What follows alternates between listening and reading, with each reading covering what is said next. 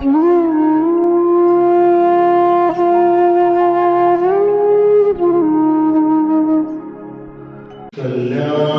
मंदिर उदार मध्य वेदी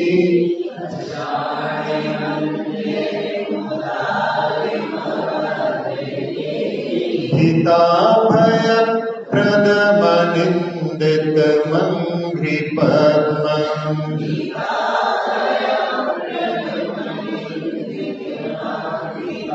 संसार सागर निमज्जित शेष जंतु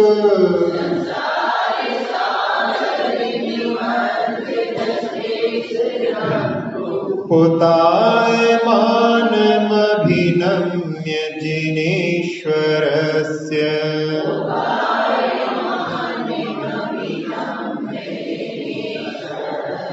24वां काव्य। उद्गच्छता तव क्षितिद्युतिमण्डलेन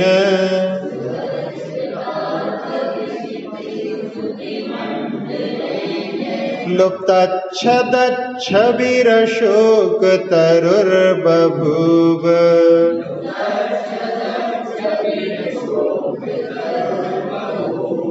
सानिध्यतोऽपि यदि वा तव वीतराग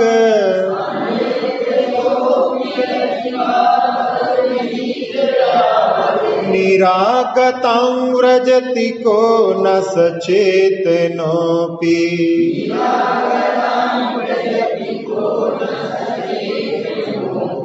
भुवः प्रमादमवधूय भजध्वमेन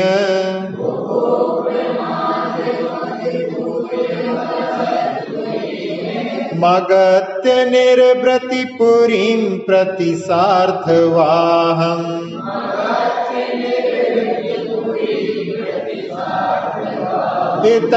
एतन्निवेदयति देव जगत्त्रयाय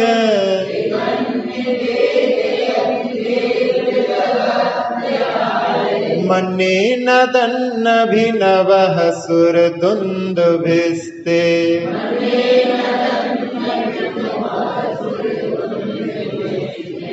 कल 24वें काम में हमने देखा था कि जो स्फुरायमान है आपका प्रभा का मंडल, उसके कारण में अशोक वृक्ष कांतिहीन पत्रों वाला हो गया है। और ये ठीक ही है कि हे वीतराग प्रभु, आपके सानिध्यता को पाकर, आपकी समीपता को पाकर जग में ऐसा कौन सचेतन होगा जो नीरागता को या राग से रहित, ललाई से रहित पने को प्राप्त नहीं होगा। अर्थात आपके सानिध्य में मनुष्यों की तो बात क्या, जो वृक्ष है वो भी ललाई से या राग से रहित हो गया। इसके बाद में 25वें काव्य में कि रे प्राणियों अपने अपने प्रमादों को छोड़ करके और आकर के इन प्रभु की सेवा करो, इनके माध्यम से, क्योंकि ये मोक्षपुरी के जाने के लिए सबसे प्रथम अगुआ हैं। इनकी जो शरण लेगा वो भी मोक्ष मार्ग को प्राप्त करेगा।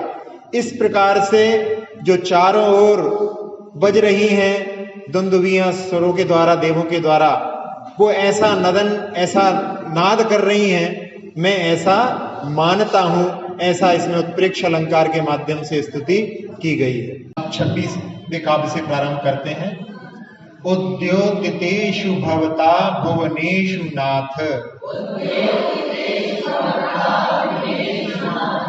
तारान्वितो विधुरयं विहिताधिकारः मुक्ता कलाप कलितोल्लसितात पत्र व्याजात्रिधा धृत तनुर्ध्रुवमभ्युपेतः उद्योतितेषु भवता भुवनेषु नाथ तारान्वितो विधुरयं विहिताधिकारः मुक्ता कलाप कलितोल्लसितात पत्र व्याजात्रिधा धृत तनुर्ध्रुवमभ्युपेतः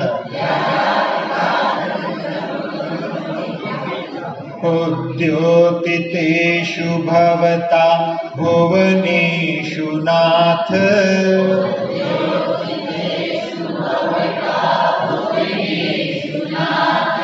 तारान्वितो विधुरयं विहिताधिकारः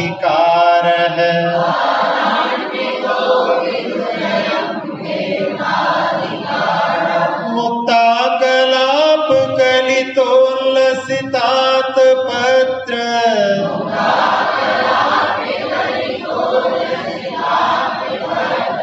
व्याजात्रिधा धृत तनुर्ध्रुवमभ्युपेतः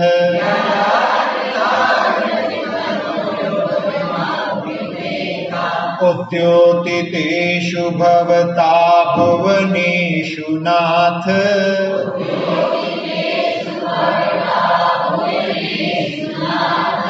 तारान्वितो विधुरयं विहिताधिकारः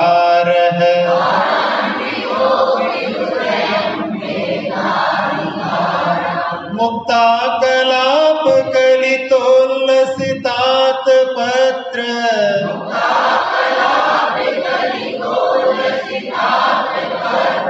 व्याजात्रिधा धृत तनुर्ध्रुवमभ्युपेतः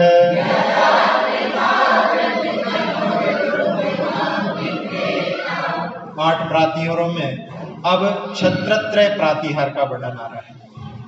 3 छत्र भगवान के ऊपर लगे रहते हैं। वो कैसे लगे रहते हैं? सबसे ऊपर बड़ा, हाँ, कई बार जो है उल्टे भी लग जाते हैं कई जगह पे, और लग जाते हैं एक बार तो फिर लगे ही रहते हैं। लेकिन सही कौन सा है? सबसे ऊपर सबसे छोटा, फिर उसके नीचे बड़ा और सबसे नीचे सबसे बड़ा। अपने शरीर का कौन सा अंग है जो उस छत्र से मिल रहा है? नहीं मालूम? आप लोगों ने नहीं पढ़ा? अपने शरीर का एक अंग है,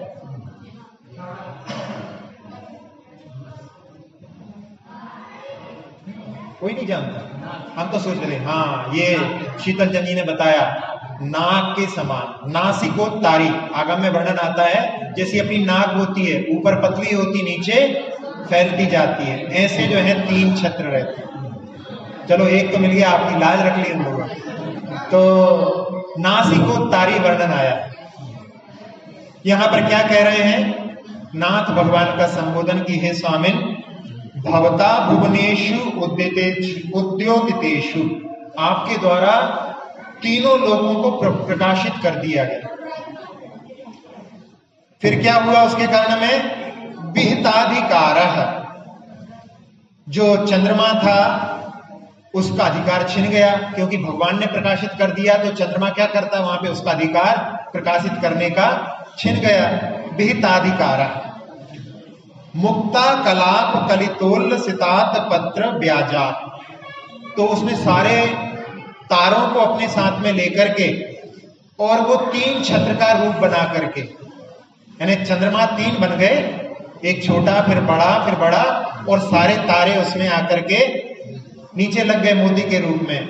तो मुक्ता कलाप यानी मोतियों के समूह से सहित होकर के, और उल्लसित यानी शोभायमान, और सित यानी सफेद छत्र के छल से, व्याजात यानी छल से, तारान्विता अयम विद्धु त्रिधा धत तनु, जो तारों से बेष्टित होकर के, और अयम विधु, विधु शब्द जो है वो चंद्रमा के लिए, चंद्रमा के पर्यायवाची में विधु भी आता है। तो शशि, विधु, सुता, सूती ऐसे करके नाममाला में आते हैं। तो शशि भी बोलते हैं उसको, विधु भी बोलते हैं, सुधा की वर्षा करने वाला भी बोलते हैं, सुधाकर भी बोलते हैं। तो क्या हुआ कि ताराओं से बेष्टित होकर के, और यह चंद्रमा 3 रूप धर के, यानी 3 बना लिए इसने अपने, त्रिधा धृत तनु यानी 3 शरीर को बना करके, और ध्रुवम त्वाम अभ्युपेतः, आपकी सेवा करने के लिए आपके पास में आ गया। किस लिए आया है? कि आपकी सेवा करेंगे तो हमें हमारा अधिकार पुनः प्राप्त हो जाएगा, जो हमारा अधिकार छिन गया।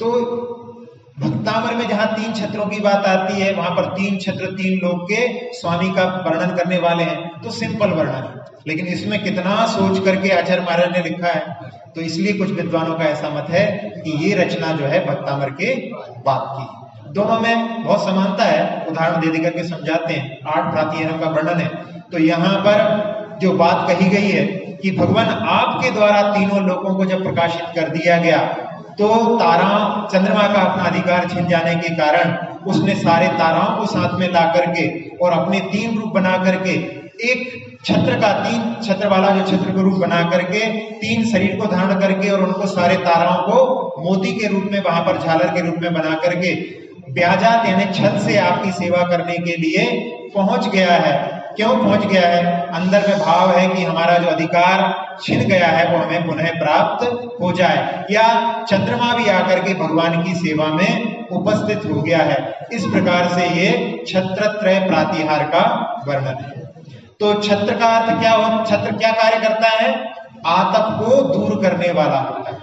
आतपात त्रायते इति आतपत्र, उसको जो है आतपत्र कहते हैं। छत्र को जो है उसके माध्यम से, तो यहाँ पर जो छत्र है इसीलिए यहाँ पर आतप को दूर करने वाला ये बताया गया है। अब यदि अपन देखें और सोचें उल्टा उसमें कि यदि सबसे बड़ा अपन ऊपर लगा दें तो सबसे बड़ा ही सारा कार्य कर लेगा, तो नीचे वालों का कुछ कार्य रहेगा ही नहीं। यदि ऊपर छोटा लगा है तो उसका भी कुछ योगदान उसमें है। इस प्रकार से उसकी व्यवस्था है। अब ये जो 3 लोक के नाथ हैं, इसको बताने वाला 3 छत्र है, ये बताते हैं। एक प्रणम्य सागर जी महाराज ने वीर वर्धमान स्तोत्र लिखा है, उसमें उन्होंने लिखा है कि महापुरुष अपने मुख से अपनी बात, अपनी प्रशंसा नहीं करते हैं, इन 3 छत्रों के माध्यम से, इन प्रातिहारों के माध्यम से ये बताते हैं कि ये 3 लोक के नाथ हैं। तो ऐसा उसमें वर्णन आया है।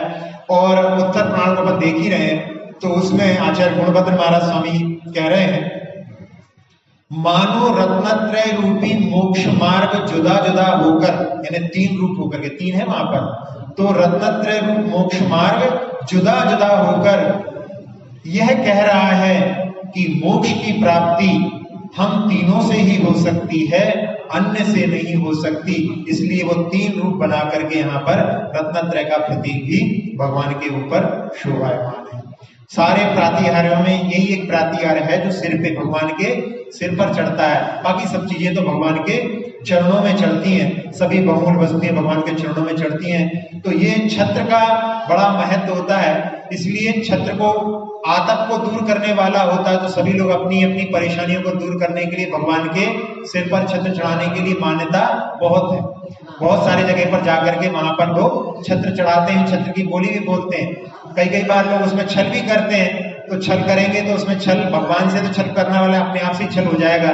तो उसमें ऐसा एक भी छल करते हैं कि हम सोना का छत्र चढ़ाएंगे, हमारे यहाँ यदि संतान हो जाएगी तो हम सोना का छत्र चढ़ाएंगे, और संतान हुई तो उसका नाम ही सोना रख दिया।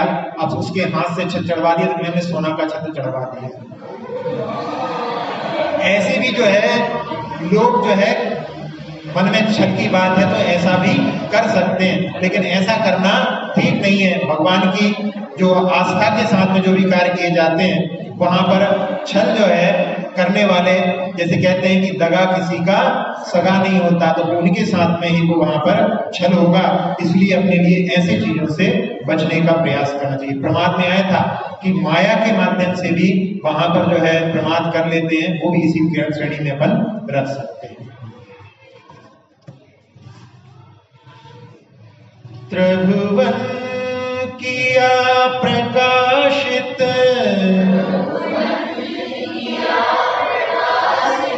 अधिकार जो गया छिन,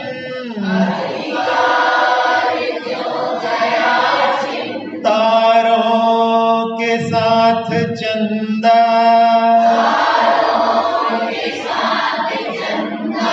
त्रय रूप करके धारण, त्रय छत्र मुक्तायुत हो, जिन सेवा को संभाला,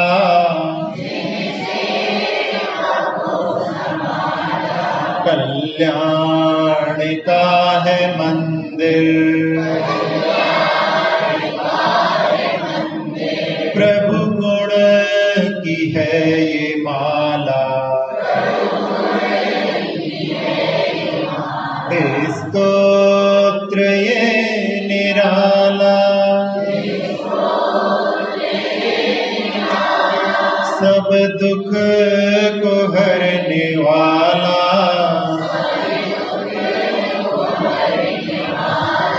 कल्याण का है मंदिर, प्रभु गुण की है ये माला, स्तोत्र ये निराला।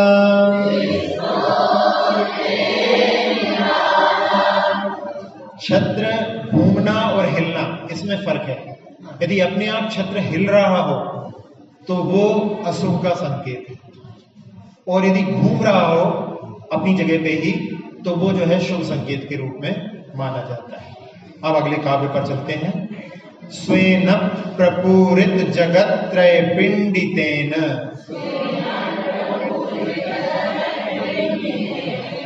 स्वेन प्रपूरित जगत त्रय पिंडितेन, कांति प्रताप यशसामिव संचयेन, माणिक्य हेम रजत प्रविनिर्मितेन, सालत्रयेण भगवन्नभितो विभासी। चारों लाइन में स्वराघात है, संयुक्त अक्षर आ रहा है, इसलिए एक काव्य केवल इसमें चारों लाइन में स्वराघात। स्वराघात क्या होता है? जहां पर संयुक्त अक्षर आता है उसको पहले भी पढ़ना है और बाद में फिर पढ़ना है। स्वेन प्रपूरित जगत त्रय पिंडितेन, कांति प्रताप यशसामिव संचयेन, माणिक्य हेम रजत प्रविनिर्मितेन, सालत्रयेण भगवन्नभितो विभासी। स्वेन प्रपूरित जगत्त्रय पिंडितेन,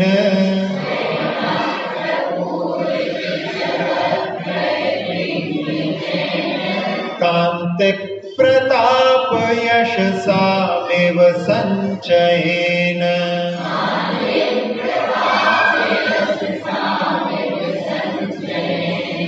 माणिक्य हेम रजत प्रविनिर्मितेन,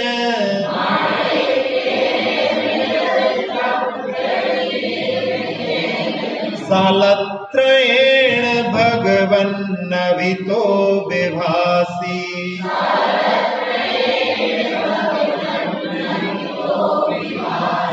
स्वेन प्रपूरित जगत्त्रय पिंडितेन,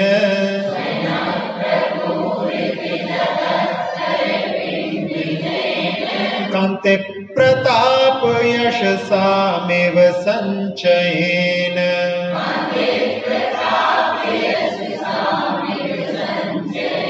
माणिक्य हेम रजत प्रविनिर्मितेन,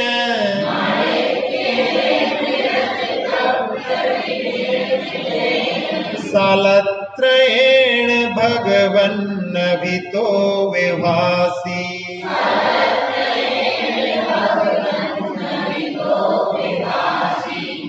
यहाँ पर समोषण का वर्णन है कि 8 प्रातिहार पूर्ण हो चुके हैं। अब समोषण का वर्णन करते हुए भगवान संबोधन करते हुए कह रहे हैं कि अभिता यानी आपके चारों ओर, प्रपूरित जगत्त्रय पिंडितेन यानी पूरे जगत में पिंड अवस्था को प्राप्त होकर के, स्वेन कांति प्रताप यशसाम संचयेन एव यानी आपकी कांति प्रताप और यश तीनों चीजें जो है संचित होकर के, इकट्ठी होकर के माणिक्य हेम रजत प्रविनिर्मितेन, माणिक्य का, हेम यानी स्वर्ण का, और रजत यानी चांदी का, इनके बने हुए सालत्रेण विभासी, तीन जो है कोट भगवान के यहाँ पर, इनके माणिक्य के बने हुए, स्वर्ण के बने हुए और चांदी के बने हुए समोषण में 3 कोट, वैसे 4 होते हैं लेकिन यहाँ 3 कोटों को लेकर के 3 कोट भगवान आपके समोषण में जो बने हुए हैं, वो ऐसा लगता है कि पूरे लोक में आपका जो प्रताप यश फैला हुआ है। और क्या है इसके साथ साथ में कांति, भगवान की कांति, भगवान का प्रताप और भगवान का यश जो तीनों लोक में फैला हुआ है, वो ही पिंड रूप में इकट्ठा होकर के आपके चारों ओर समोषण में 3 कोट के रूप में हमें दिखाई देता है। तो भगवान की जो कांति है, भले ही उनका श्यामल वर्ण है, लेकिन श्यामल वर्ण की भी एक अलग कांति होती है, एक अलग छटा होती है। तो उनकी कांति सबको, जो उनको देखता है, वैसे भगवान का रंग क्या है, मूल में हरा रंग है, लेकिन डार्क हरा रंग भी जो होता है, बहुत दूर से देखो तो वो भी काला दिखाई देता है। जैसे आप वृक्षों को यदि बहुत दूर से देखेंगे तो वृक्ष भी आपको काले काले दिखाई देंगे। एक क्षेत्र है जहां पर हुंचा पद्मावती जो नाम से है क्षेत्र, वहां पर भगवान की जो मूर्ति है हरे कलर की मूर्ति है, और ऐसा जो है उसका तेज है वहां पर कि वहां पर देख करके ऐसा लगता है साक्षात भगवान खड़े। ऐसे ही एक बावानगर महाराष्ट्र में एक जगह है, वहां पर भी बड़ी ज्यादा प्रतिमा नहीं है, लेकिन उसका भी हरे कलर की प्रतिमा है, उसको भी अभी तक जो है आंखें बंद करने की भी जरूरत नहीं पड़ती, वो ऐसी प्रतिमा अभी भी झलकती। तो भगवान का जो है कांति पूरे लोक में फैली हुई है, उसका एक जो है कोट बन करके वहां पर आ गया। और भगवान का प्रताप, कितने भवों में भगवान ने कैसे कैसे उपसर्गों को सहन किया, सभी लोग जानते हैं। जब मरुभूति के भव में थे तो वहां पर उन्हीं के भाई कमठ ने उनके ऊपर शिला पटक दी थी, और हाथी के भव में थे तब सर्प ने डस लिया था। उसके बाद में अग्निवेद कुमार विद्याधर मुनिराज बनते हैं तो उस भव में अजगर के द्वारा उनको पूरा निगल लिया गया। उस समय में भी उन्होंने समता के भावों से अपने रत्नत्रय की साधना करते हुए और समाधि ग्रहण करके उस स्वर्ग को प्राप्त किया था। इसके बाद में फिर आने के बाद वहां से वज्रनाभि चक्रवर्ती बने, और उस भव में वो नारक से आकर के कमठ का जीव भील बना, और उस भव में उसने अपने तीरों के माध्यम से उनके शरीर को छलनी कर दिया। उस समय में भी समता के भावों से उन्होंने फिर जो है ऊर्ध्वगमन किया, और वहां से आने के बाद में फिर आनंद राजकुमार, अयोध्या के राजकुमार बने। उस भव में उन्होंने 16 कर्ण भावना भाग करके तीर्थंकर प्रकृति का बंद किया, और जो नरक से निकल करके, सप्तम नरक से निकल करके आया था, सिंह की पर्याय को प्राप्त किया। और उस सिंह ने भी उन आनंद मुनिराज के ऊपर उस समय में आक्रमण कर दिया, और उस समय में भी क्षमता के भावों से उन्होंने अपने रत्नत्रय की आराधना करते हुए फिर जो है ऊर्ध्वगमन करके और प्राणत स्वरूप में पहुंचे, और वहां से आने के बाद में पार्श्वनाथ भगवान के रूप में उत्पन्न हुए। उस भाव में भी आकर के उसने शंबर देव ने फिर उनके ऊपर उपसर्ग किया। इसका वर्णन आगे ही 3 काव्यों में आने वाला है। तो ऐसी उनकी जो हर भावों में समता के माध्यम से उन्होंने अपने प्रताप को दिखाया। तो दूसरा जो है प्रतीक यहाँ पर, दूसरा कोट प्रताप का, और तीसरा उनका यश का। पार्श्वनाथ भगवान का कितना यश है कि सबसे ज्यादा जिनालय भारत में भी देखे जाएंगे तो पार्श्वनाथ भगवान के, ऐसा कोई शायद ही जिनालय होगा जहां पर पार्श्वनाथ भगवान की प्रतिमा ना हो। कई कई जगह तो ऐसा है, हम एक गांव में गए थे जहां पर 4 मंदिर थे, और चारों के 4 मंदिर पार्श्वनाथ भगवान थे। तो नहीं, पार्श्वनाथ भगवान के ऊपर जो विशेष उपसर्ग हुआ है तो इसलिए उनकी ख्याति जो है, उपसर्ग केवली भी है, तीर्थंकर केवली के साथ साथ में उपसर्ग केवली भी है, इसलिए उनके प्रति लोगों के मन में जो है विशेष जो है, जैसे शांतिनाथ भगवान के भी बहुत मंदिर मिलते हैं, शांतिनाथ भगवान का भी बहुत प्रभाव है, आदिनाथ भगवान का भी है, चंद्र भगवान का भी है, महावीर भगवान का भी है। बाकी तीर्थंकरों के कम जो है जिनालय मिलेंगे, लेकिन ये 5 तीर्थंकरों के जिनालय ज्यादा मिलते हैं, और उसमें भी विशेष रूप से पार्श्वनाथ भगवान का। और पार्श्वनाथ भगवान बहुत निकट भी हैं, ज्यादा दूर भी नहीं है, उनके नाम से तो पूरा शाश्वत सिद्ध क्षेत्र भी जाना जाता है।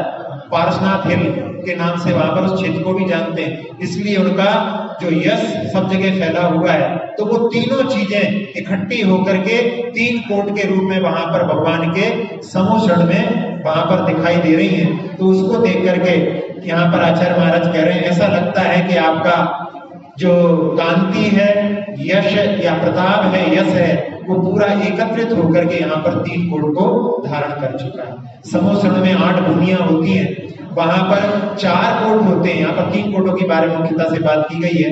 5 वेदिकाएं होती हैं। वेदिकाएं ज्यादा ऊंची नहीं होती, जैसे डिवाइडर होते हैं रोड पर, ऐसी वेदिकाएं हैं एक भूमि से दूसरी भूमि को परिवर्तित करने के लिए। और 8 भूमियों से एक समोषण होता है। ऐसे समोषण में जहां पर कोटों के माध्यम से अंदर अंदर प्रवेश किया जाता है, उसका वर्णन यहाँ पर किया गया है। चमोर आप भगवन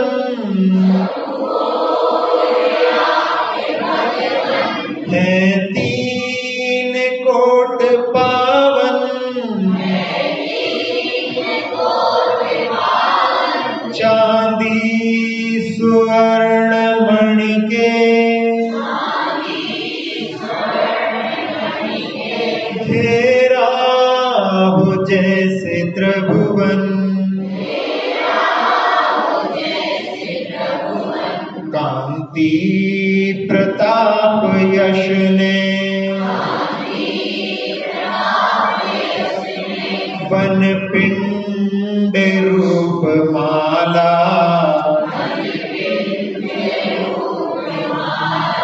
कल्याण का मंदिर, प्रभु गुण की है ये माला,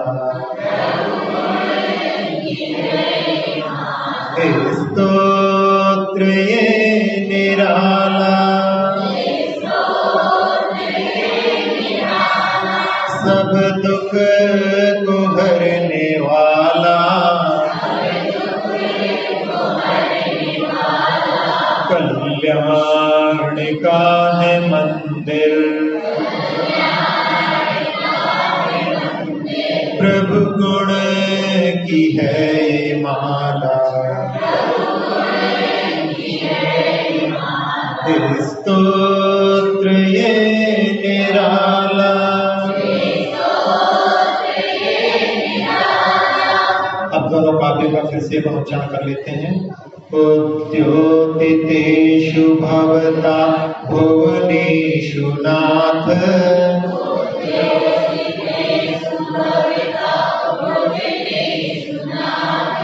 तारान्वितो विधुरयं विहिताधिकारः,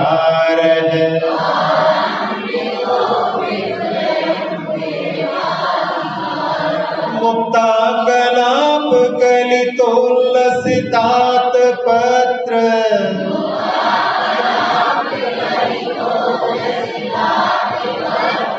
व्याजात्रिधा धृत तनुर्ध्रुवमभ्युपेतः,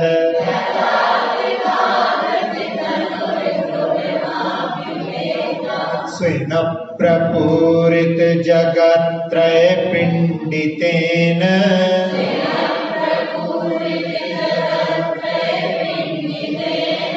कांति प्रताप यशसामिव संचयेन,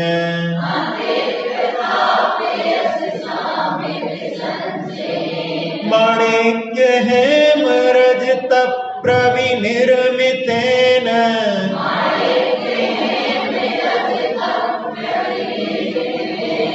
सालत्रयेण भगवन्नभितो विभासि,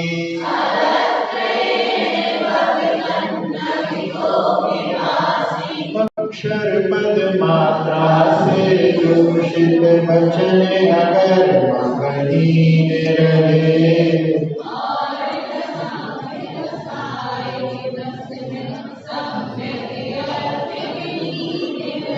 जिन वाणी माता मेरी उन सब त्रुटियों को क्षमा करे,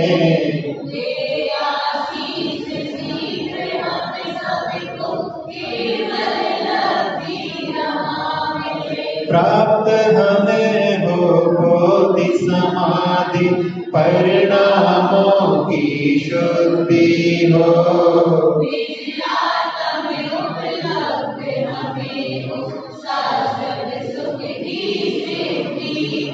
चिंतित वस्तु दात्री माता चिंतामणि उपमा भाती।